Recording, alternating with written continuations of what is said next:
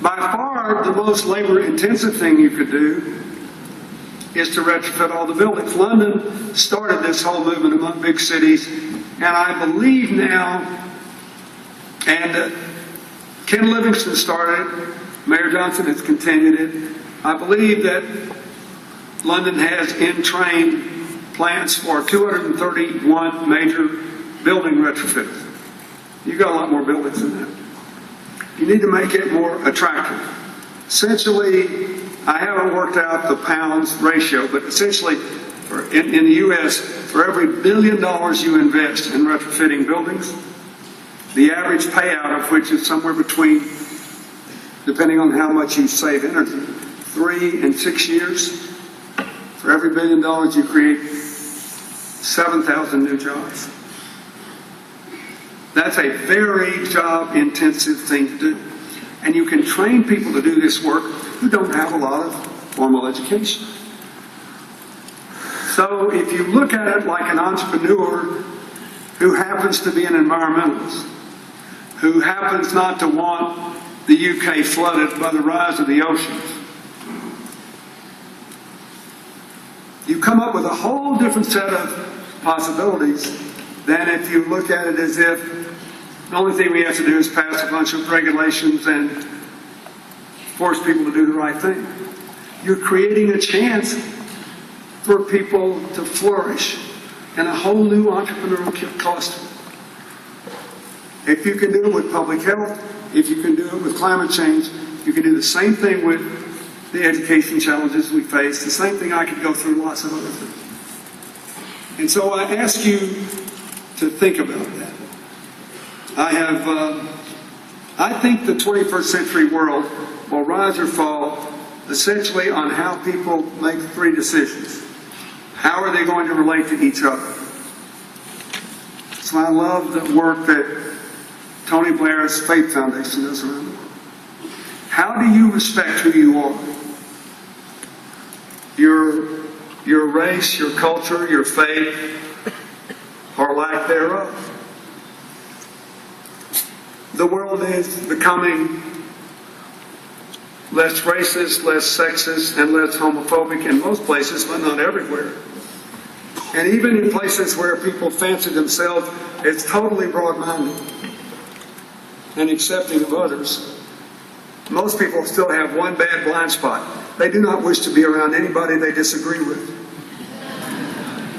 Don't you find that? It's a huge problem in America. We have been sorting ourselves out for 30 years now based on who we agree with. In 1976, we had a close presidential election in America. And our counties where the lines never changed, the same boundaries.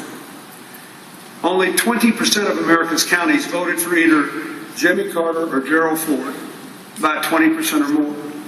Every place else was closer. So if you walked into a salon or a cafe, people were sitting around with their friends and neighbors, honestly arguing the competing merits of their candidates and the positions. There were relationships. By 2004, when Senator John Kerry gave President Bush the closest re-election of any president re-elected since Woodrow Wilson in 1916, it was a much closer election, people know, because the war in Iraq was ongoing, and in the history of America, no president's ever been defeated while a war was going on. But 48% of the counties voted for one or the other of them by more than 20%.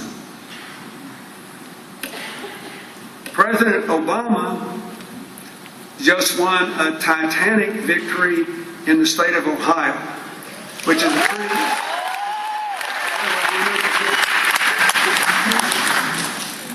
And I worked hard for it. But, here's the point for you and your neighbors. Think of this. But in the race for the House of Representatives, my party did worst in the so-called swing states. Why? Because we won those states by getting the people who already disagreed with us to the polls. And the Republicans tried to win it by doing the same thing, which meant that the districts where my party had somebody representing which had at least as many of the other guys as us, they all got beat.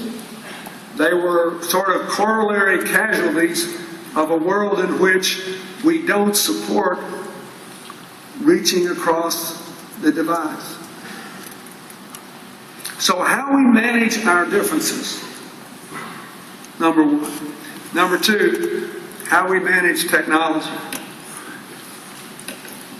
You like all these drones that fly around the air? How are you going to feel when they're the size of bumblebees? How can technology continue to be humanity's friend? And finally, how we manage our relationship to the earth, which is screaming at us to remember basic things like photosynthesis. If you want to put more carbon in the air, you need something breathing it back in so we can sustain the balance of the earth. I am convinced that all over the world, people in the public and the private sectors and the NGOs are going to have to think more like entrepreneurs, less bureaucratically, less rigidly, less sanctimoniously, and less like we got all the answers. And whether we like it or not, we are going to have to spend time talking to people, and more important, listening to people who don't look like us, don't think like us, don't live like us, and may think we're taking the world to hell in a handbasket. And unless we figure out how to do that, we are going to have a very difficult time in an interdependent world where all our borders look more like nets than walls. But if we do that, then all of you who are younger than me, which is virtually 100% of this audience, will live in the most interesting time in human history. And this financial crisis will just be a bad dream that led a long hangover. It'll go away.